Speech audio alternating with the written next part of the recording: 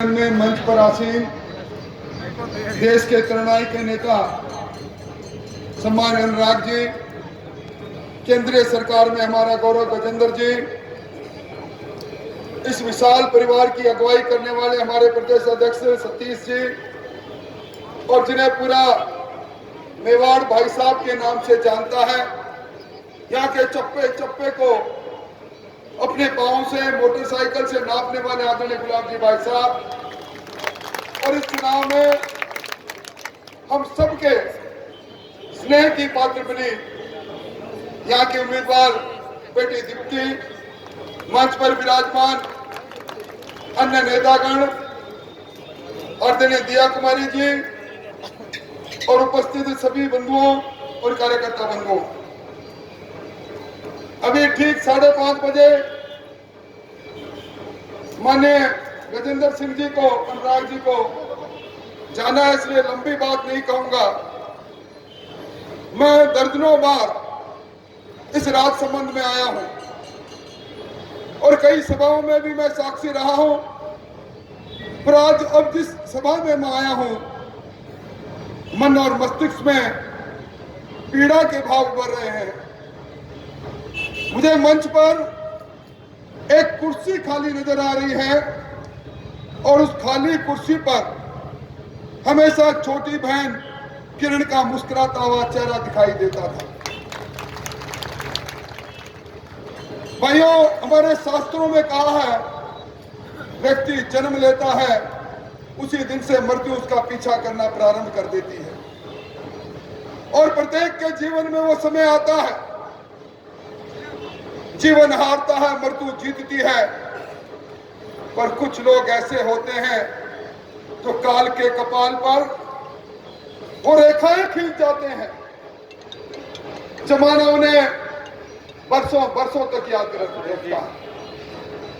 आज इस राजसमंद में कई बार किरण जी के साथ आने का मौका मिला, स्वास्थ्य निर्माण मंत्री के रूप में, चिकित्सा मंत्री के रूप में, ग्रामीण विकास मंत्री के रूप में, और जब भी आया उन्होंने हमेशा अपने इस इलाके के चप्पे चप्पे के विकास के लिए वो बातें कही, वो काम किए। आज काल के कपाल पर खींची गई ये विकास की रेखा मिट नहीं सकती। मुझे एक बात कहकर मैं बात को समाप्त करूंगा। कोटा के नगर निगम के चुनाव में अंतिम उनके राजनीतिक कार्य कौशल में मैं उनके साथ था। बीमार हो गई। मैं बार बार कहूं, किरण अब आप चले जाओ, हमेशा कहने लगी, भाई साहब कल का दिन निकल जाए, आप देखो मैं ठीक हो रही हूं, मैं चली जाऊंगी।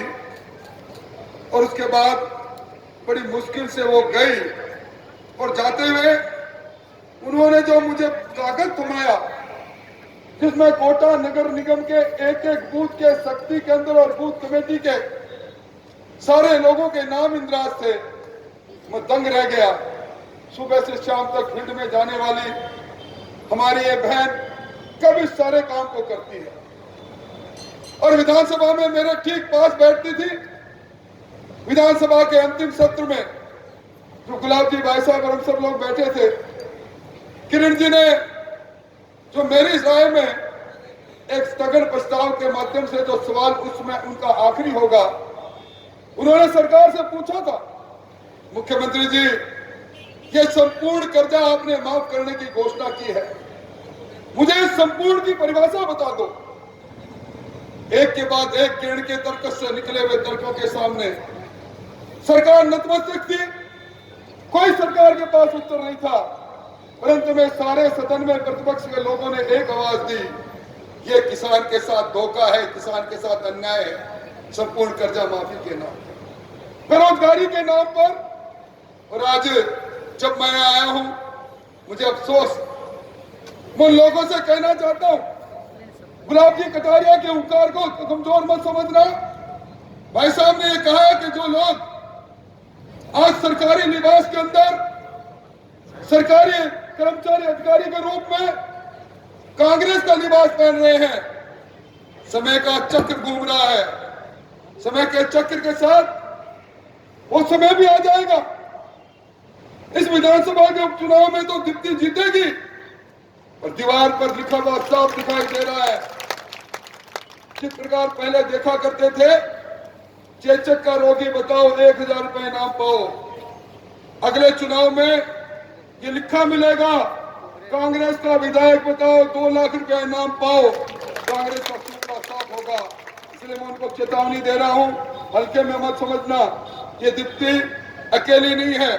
दीप्ति के अभिभावक के रूप में हम सब लोग खड़े हैं, और मुझे उम्मीद है कि रेणुमा के कार्यकर्ताओं के भरोसे कि आप सब लोग इसमें लगेंगे। मेरी बात सुनी इसके लिए बहुत बहुत धन्यवाद, बहुत बहुत आभार।